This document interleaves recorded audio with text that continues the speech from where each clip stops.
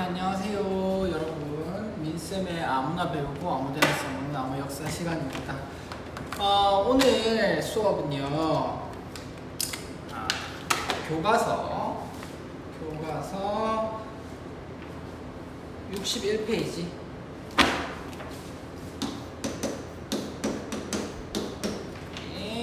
의열투쟁에 대해서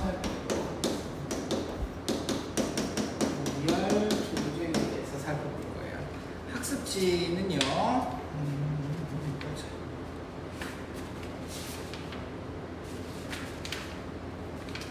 학습지는 19페이지가 되겠습니다. 학습지는 19페이지예요. 자, 우리가 의열투쟁이라고 하면 어떤 것을 의미하는지 의열투쟁의 의미부터 조금 알아야 될 텐데요. 의열이라고 부르는 건 의로운 행동을 한다라는 뜻이에요. 그런데 이 의열투쟁이 어떤 거에 대한 의열투쟁이냐, 즉 의로운 행동이냐 하면 일제에 맞서 일제에 맞서서 일으키는 의열을 의미합니다. 그런데 우리가 역사적 의미에서 의열투쟁이라고 하면 어떤 걸 의미하느냐, 학습지에 정리가 되어 있습니다. 개인이나 소수 인물 또는 결사가 중심이 되어 일본의 수뇌부, 즉 헤드에 해당되는 아주 높은 사람이나 친일 매국노를 처단하고 일제 침략 기관을 파괴하는 활동입니다. 그래서 사람에 대한 어떤 사람? 일본의 수뇌부 그리고 친일파 이런 사람들을 처단한다든지 총으로 빵 쏴 죽인다든지 폭탄을 던진다든지 하고요. 그 다음에 일제 통치기관을 이제 파괴, 주로 폭탄을 사용해서 파괴하는 방법을 썼죠. 그래서 사람이나 통치기관을 파괴하고 처단하는 이러한 일을 했던 걸 우리가 의열투쟁이라고 부릅니다. 의열투쟁에 우리가 살펴보면 크게 두 가지 단체가 있어요. 의열단과 그리고 한인애국단이 있습니다. 그래서 오늘 살펴볼 거는 그 두 가지다라는 거 여러분들이 알아주면 될 거예요. 자, 선생님 그러면요 우리가 앞에 1920년대 외에 무장투쟁에 대해서 배웠는데요. 그러면 왜 이거는 그게 무장투쟁이라고 부르고 이거는 의열투쟁이라고 부르나요? 라고 학생들이 질문을 할 수 있겠죠. 그래서 1920년대 국인 무장투쟁 우리가 배웠던 거 청산리 대첩, 봉오동 전투 이런 거 있죠. 그거하고 이 의열투쟁하고 굳이 나누는 이유는 여기는 독립군이에요.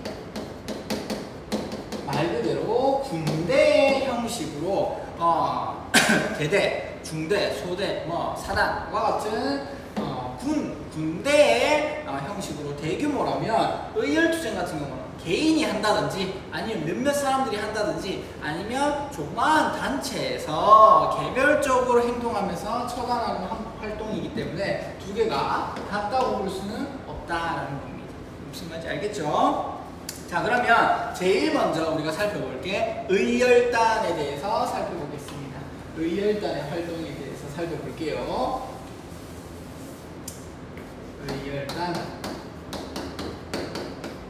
의열단은 어떤 단체냐 하면 1919년에 세워진 단체입니다. 어디에서 세워졌느냐 하면 만주에서 세워졌어요. 만주 지역에서 세워졌고 누가 이걸 만들었느냐? 파우다죠. 누가 만들었냐 하면 여러분들 이름을 조금 기억을 해둬야 할 텐데요. 김원봉. 우리 이제 배우다 보면 무슨 봉 하면서 봉으로 끝나는 사람들이 많이 나오는데 그 중에 대표적인 사람이 누구냐면 약산 김원봉 선생님입니다. 그래서 김원봉이 만주에서 1919년에 만들었던 의열단체가 바로 이름이 의열단이다 라고 할 수 있습니다. 아까 얘기했던 것처럼 주로 이제 어떤 활동을 하느냐, 일제의 주요 기관을 폭파한다든지 고위관리와 친일파를 처단하는 활동을 했습니다. 자, 그런데 이 의열단 소속의 그 대표적인 인물은 김익상, 김상옥, 나석주 이런 사람들이 있는데요. 이 사람들의 이제 활동을 하는데 활동 지침으로 내려줘오는 활동 지침이 되는 글이 하나 있었어요. 이 글이 무엇이냐 하면 누가 적은 거예요? 누구? 우리 잘 알고 있는 역사학자로 우리가 배웠던 신채호 선생의 신채호의 조선 혁명 이라는 글이 활동 지침이 됐습니다. 즉, 막 활동을 할 때 막 하는 게 아니고 의열단 소속에 돼 있는 단원들, 거기 소속된 나석주, 김익상, 김상옥과 같은 사람들은 이 신채호가 쓴 조선혁명선언이라고 하는 글을 읽고 이런 식으로 활동해야겠구나 마음을 먹고 가서 활동을 했다라는 겁니다. 그러면 신채호의 조선혁명선언은 어떤 특징을 가지고 있느냐 하면 바로 민중혁명을 추구하고 있었다. 민중혁명을 추구하고 있었다라고 할 수 있습니다. 민중혁명은 뭐냐면 누가 위에 있는 사람들이 해주는 게 아니고 민중들이 직접 들고 일어서서 혁명, 사회를 바꾸기를 원했어요. 자, 그러면 이 신채호의 조선혁명선언은 어떤 그 사상의 영향을 받았냐면 무정부주의 사상을 받았습니다. 무정부주의는 말 그대로 정부가 없었으면 좋겠다라는 건데 그냥 단순히 정부가 없었으면 좋겠다 하는 게 아니고 그 옆에 까만 동그라미 2번에 신채호의 조선혁명선언을 읽어보면 이렇게 나와 있어요. 이거 좀 차치하고 먼저 글을 먼저 읽어보겠습니다. 선생님 한번 읽어볼게요. 민중은 우리 혁명의 대본영이다. 폭력은 우리 혁명의 유일한 무기이다. 우리는 민중 속으로 가서 민중과 손을 맞잡아 끊임없는 폭력, 즉 암살과 파괴와 폭동으로서 강도 일본의 통치를 타도하고 우리 생활의 불합리한 일체의 제도를 개조하여 인류로서 인류를 압박하지 못하게 하며 사회로서 사회를 박탈하지 못하는 이상적 조선을 건설할지니라 라고 신채의 조선혁명선언에 나와 있어요. 이 내용을 보면 이런 겁니다. 여기서 무정부라고 하는 게 정부라고 하는 건 단순히 가버먼트만 얘기하는 게 아니고요. 우리 인간을 감시하고 통제하고 억압하는 일체의 기관과 제도를 모두 다 얘기하는 것입니다. 즉, 인간은 자유로워야 하는데 이 인간을 감시하고 통제하고 억압하는 그런 사회적인 기관도 있고 제도도 있단 말이에요. 이것은 잘못됐다. 근데 지금 현 상황에서 이렇게 감시, 통제, 억압하는 대표적인 건 바로 일제죠. 일제가 지금 한국인들을 감시, 통제, 억압하고 있었잖아요. 그렇기 때문에 이러한 것들을 어떻게 해야 된다? 없애야 한다. 그러면 인간은 비로소 자유로워질 수 있다라고 이야기했습니다.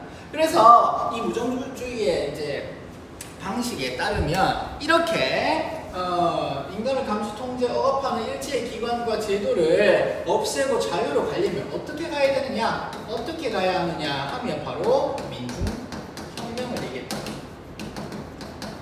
민중혁명은 그냥 이루어지는 게 아니라 바로 폭력으로서 이루어진다고 봤습니다. 즉, 민중이 폭력을 일으켜서 이것들을 싹 없앤 다음에 뭘 누릴 수 있다? 자유, 궁극적인 자유를 누릴 수 있다라고 봤어요. 그러니까 의열단으로 싹 대입을 해서 보면 즉 여기 나와 있는 것처럼 의열단 단원들은 어디 속으로 들어가서? 그렇죠. 민중과 함께 민중 속으로 들어가서 민중과 함께 폭력을 통해서 여기 보면 폭력이 암살과 파괴와 폭동이라고 되어 있습니다. 이러한 걸 통해서 뭘 없애고 강도 일본의 이러한 억압적인 것들을 없애고 비로소 뭘 이룰 수 있다? 자유를 이룰 수 있다라고 하는 즉 조선혁명 선언의 내용 속에는 어떤 사상이 들어있다? 무정부주의 사상이 들어있다라고 할 수가 있겠죠. 그래서 이제 아까 얘기했던 김익상, 김상옥, 나석주 등이 활동을 하게 되는데요. 여러분들 여기 의열투쟁의 전개 보면 나와 있습니다. 여기에 김익상, 나석주 나와 있는데 이 두 사람이 대표적으로 의열단이고요. 맨 위에 강우규라고 하는 아주 노인분이 이제 개인적으로 의열투쟁을 했는데 이분은 의열단 소속이 아니라 대한노인단 소속이니까 여러분들 헷갈리지 않도록 합니다. 이 표에 나와 있는 사람은 두 사람, 선생님이 쭉 이렇게 땡겨놓은 이 두 사람, 김익상 그리고 나석주, 중간에 김상욱도 보이죠? 이 세 사람이 대표적인 의열단 소속이다라는 거 기억을 해줬으면 좋겠습니다. 자, 그래서 이 결과로 어떤 일이 있었느냐? 일제에 큰 타격을 줬고요. 그리고 민족 항일 의식을 높일 수 있었다. 제고라는 말을 높였다라는 뜻이죠. 제고할 수 있었다라는 것을 여러분들 기억해 주면 되겠습니다. 자, 그럼 의열단은 여기까지 정리를 해보고요. 그 다음에 두 번째로 이제 의열 활동을 투쟁을 했던 대표적인 단체가 뭐냐면 바로 한인애국단입니다. 한인애국단. 한인애국단은요 1931년에 만들어졌어요. 그러니까 의열단하고 조금 시기가 차이가 있죠.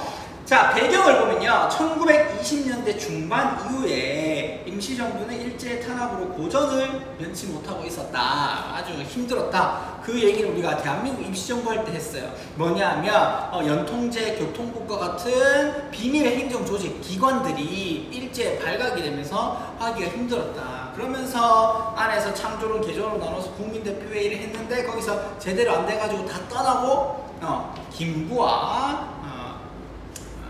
김구를 비롯한 이제 몇몇 사람들만 남아가지고 이제 임시정부를 지키고 있었죠. 그 와중에 이제 김구가 이렇게 임시정부가 힘들어서는 안 되는데 어떻게 다시 힘을 낼 수 있는 방법이 없을까 하고 만들었던 게 1931년에 한인애국단입니다. 그래서 왜 이러한 행동을 했느냐? 일단은 배경을 보면요, 아까 얘기했던 것처럼 배경 1, 임정이 굉장히 고전을 면치 못하고 있었다라는 게 첫 번째고요. 두 번째, 1931년에 일제가 이렇게 뭐죠? 그렇죠. 만주사변으로 인해서 일제가 중국까지 이제 넘보고 있는 상황이니까 이래서 가만히 냅둬서 안 되겠다 해서 김구가 당시 임정을 이끌고 있던 김구가 한인애국단을 조직을 하게 됩니다. 마찬가지로요, 이러한 한인애국단 같은 경우도 일제 수뇌부, 친일파, 그리고 일제 통치기관을 없애는 이런 활동을 하게 되는데 대표적인 사람 두 명이 있죠. 첫 번째 누구죠? 이봉창 같은 경우는요 도쿄에서 일본 국왕에게 폭탄을 던져서 암살을 시도하였으나 실패했습니다. 그렇지만 우리가 이러한 것을 높이 사야겠죠. 그다음 두 번째 윤봉길. 키워드는 적어볼까요? 도쿄에서 일본 국왕을 이제 암살하려고 했다라는 거고요. 윤봉길 같은 경우는요, 그 일제가 이제 중국의 본토에 들어와가지고 이제 상하이에 들어와서 자신들이 그 지역을 점령했다라고 하는 그 기쁨에 도취가 돼가지고 상하이 홍커우 공원에서 이제 파티 같은 거, 이제 파티라고 해야 되나, 이제 아주 삐까뻔쩍한 모임을 하고 있었어요. 그 모임에 가서 폭탄을 던졌습니다. 상하이 홍커우 공원에서 폭탄을 던져가지고 거기에 많은 그 수뇌부, 아주 높은 사람들이 많이 죽었습니다. 그래서 이 윤봉길이요, 좀 중요한 이유는 이 윤봉길의 이런 의로운 행동을요 누가 극찬을 했냐면 중국의 국민당의 주석인 장제스가 극찬을 하게 됩니다. 그래서 장제스가 극찬을 하게 되고 너희 이렇게 극찬했어요. 우리 엄청 많은 중국인들이 하지 못했던 일을 이제 한 사람의 한국인이 해냈다라고 했는데 여러분들 교과서 주제탐구에 나와 있습니다. 주제탐구 한번 읽어보세요. 선생님이 잠깐 읽어보면 중국의 장제스는 윤봉길이 일본군의 상하이 점령 기념식장에서 폭탄을 던진 사건을 두고 뭐라고까지 표현했느냐면 중국의 100만 대군도 해내지 못한 일을 한국 용사가 단행하였다라고 높이 평가했습니다. 그래서 이제 물어봤죠. 도대체 너는 특히 대단한 놈이다. 이 사람은 뭐 어디 소속이냐? 어디 소속이냐 물어보니까 한인애국당 소속이랍니다. 한인애국당은 그럼 어디에 있는 거냐? 그러니까 대한민국 임시정부 소속이랍니다. 대한민국 임시정부 지금 어떻게 됐냐? 지금 임시정부는 옛날부터 노력을 하고 있는데 제대로 안 되고 있습니다.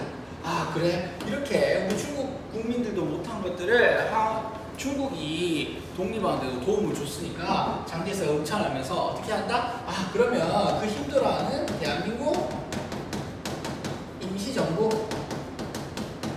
우리가 좀 도와줘야 되겠다라고 하면서 이 사건을 계기로 해서 대한민국 임시정부가 중국 국민당 정부와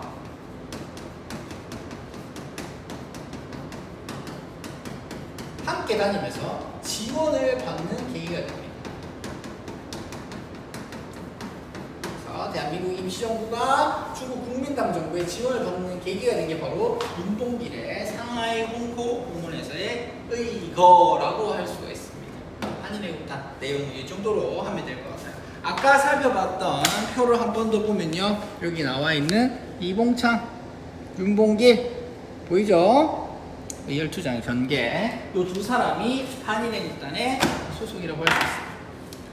오늘 두 개의 단체를 살펴봤는데, 첫 번째 의열단, 두 번째 한인애국단. 의열단에는 뭐 김상옥, 김익상, 나석주와 같은 사람이 있었고, 그 다음에 한인애국당 같은 경우 이봉창, 윤봉길 대표적인 사람인데, 아까 얘기했던 것처럼 왼위에 나와 있는 강호규라고 하시는 이 노인분은 대한노임단 소속이기 때문에 이 표에 나와 있지만 의열단이나 한인애국단에는 속하지 않는다는 사실 꼭 기억을 해두기를 바랍니다.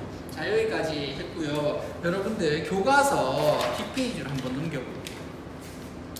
교과서 64페이지. 교과서 64페이지에 독립을 위한 외침에서 첫 번째 60만세 운동, 그 다음에 두 번째 광주 학생 항일 운동이 있는데요. 요 내용 한 걸음 더 읽어보고 밑에 답을 할 수 있기를 바랍니다. 배웠던 내용이에요. 우리가 그 신간회를 하면서 신간회 창립 배경이 되었던 60만세 운동이랑 신간회가 조사를 보였던 광주 학생 항일 운동의 내용에 대해서 여러분들이 다 배웠는데, 자세한 내용이 적혀 있으니까 요거 읽어보고 1번, 2번, 3번 주제 탐구 한 걸음 더 할 수 있도록 하고요. 그 다음에 앞에 우리가 오늘 배웠던 61페이지의 주제 탐구도 한 다음에 두 개 사진을 찍어서 댓글에다가 남겨주기를 바라겠습니다.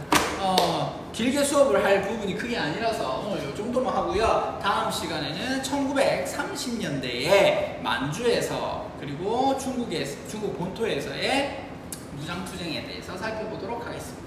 안녕.